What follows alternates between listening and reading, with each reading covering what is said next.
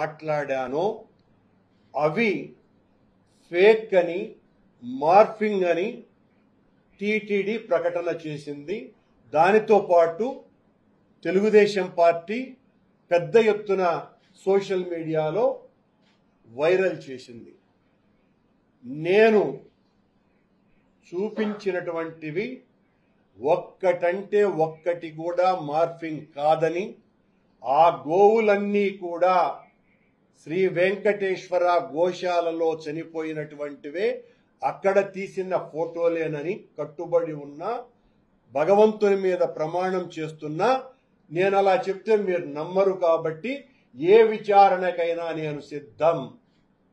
మీరు ఏ విచారణ చేసైనా కూడా నా మీద చర్య తీసుకోవచ్చు. నేను కట్టుబడి ఉన్నా. ఒక్క ఫోటో కూడా మార్ఫింగ్ కాదని, అది గోశాలలో చనిపోయినటువంటి ఆవుల ఫోటోలేనని తెలియజేస్తున్నాను. ఇక నిన్న అధ్యక్షులు గౌరవనీయ బిఆర్ నాయుడు గారు మాట్లాడుతూ, చనిపోయిన ముసలి ముతక ఆవులు చనిపోకుండా ఉంటాయా, మనుషులు కూడా చచ్చిపోకుండా ఉంటారా, 22 ఆవులు చచ్చిపోయినాయి అని చెప్పాడు.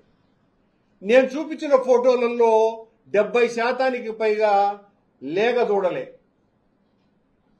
అవన్నీ కూడా పత్రికల్లోనూ వార్తల్లోనూ మీ ప్రసార మాధ్యమాల్లోనూ కూడా వచ్చినాయి. మరి బిఆర్ నాయుడు గారి దృష్టిలో లేగదూడలు వృద్ధాప్యంతో చనిపోయినాయా అని నేను ప్రశ్నిస్తున్నా. నేను చెప్పినటువంటి ఆవులు చనిపోనే లేదు అని చెప్పినటువంటి మీరు మొదటేమో చనిపోలేదని చెప్తారు, ఆ తర్వాత ఇన్ని చనిపోయినాయని, ఈ తిరుపతి శాసనసభ్యుడు 40 చనిపోయినాయని ఆయన ఒక ప్రకటన ఇచ్చినాడు, 40 చచ్చిపోయినాయి అని. ఇంకొక ఆయన బీజేపీ అని, తెలుగు బీజేపీ నాయకుడు, ఆయన కూడా ఇలాంటి మాటలే మాట్లాడడం కూడా జరిగింది. ఏది నిజం? అంటే నేను చేసినటువంటి ఒక నిజమైన ఆరోపణ మీ గుండెల్లో గుబులు కుట్టించి భయపడి మీ ఇష్టం వచ్చినట్టుగా మాట్లాడుతున్నారు. నిన్న అధ్యక్షుడు నాయుడు గారు మాట్లాడుతూ, నీ అంతు చూస్తా, నీ మీద క్రిమినల్ కేసులు పెడతాం, రాష్ట్రమంతా పెడతాము అని అన్నాడు. అంటే రాష్ట్రమంతా పెడతాము అని అంటే, ఓ రాష్ట్రమంతా పెడతామంటే అర్థం ఏందో అర్థమైపోయింది.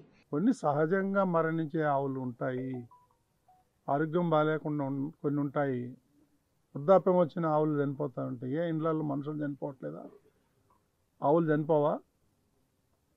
టీటీడీ నిర్లక్ష్యం అయితే లేదు, 100% నేను చెప్పగలుగుతాను ధైర్యంగా. కాబట్టి ఇవన్నీ ఆయన మానుకుంటే బెటర్. ఎందుకంటే ఏమీ దొరకట్లేదు, ఏదో లాగుతాడు, లాగి దాని మీద నేషనల్ మీడియాలో ఈ మీడియాలో టీటీడీని బ్లేమ్ చేయడానికే ఉన్నాడు ఈయన. ఇక్కడ ప్రజలందరికీ తెలుసు ఆయన చరిత్ర ఏంటో, ఎక్కడి నుంచి స్టార్ట్ అయ్యాడు, ఆయన ఈరోజు ఏ స్థాయిలో ఉన్నాడు. కమిషన్ లేకుండా ఏ పని చేయలేదు.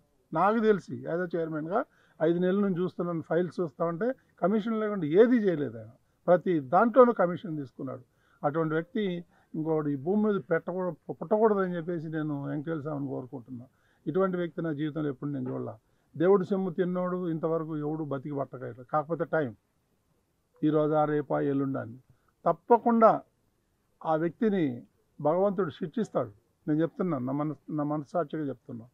అటువంటి వ్యక్తిని ఈరోజు మనం ఏదో వచ్చేసి రోజు టీటీడీ మీద పడుతుంది. ఇంకా ఒకళ్ళిద్దరు కూడా ఉన్నారు, వారికి వేరే సబ్జెక్టే దొరకరు. అదే వేరే మతస్థుల మీద పడమనండి, ఏమవుతుందో వాళ్ళ సంగతి. హిందువుల మీద ఎందుకు పడుతున్నారు వీళ్ళందరూ కలిసి? నేనేమి తక్కువగా కనిపిస్తున్నామా? ఇప్పటికైనా ఆయన బుద్ధి మార్చుకొని, ఆయనకి నాకు తెలిసిన వరకు భక్తి లేదు, భయం లేదు, 2 లేవు ఆయనకి.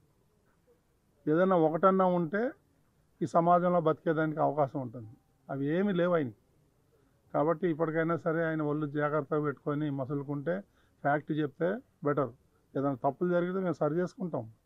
నీలాగా కమిషన్లు కకృతిపడే వ్యక్తులం కాదు. ప్రభుత్వం చాలా స్ట్రాంగ్గా ఉంది, ముఖ్యమంత్రి గారి ఆదేశాలు చక్కగా ఉన్నాయి. దీన్ని రిఫార్మ్స్ తేవాలా, దీన్ని ఇంకా డెవలప్ చేయాలా.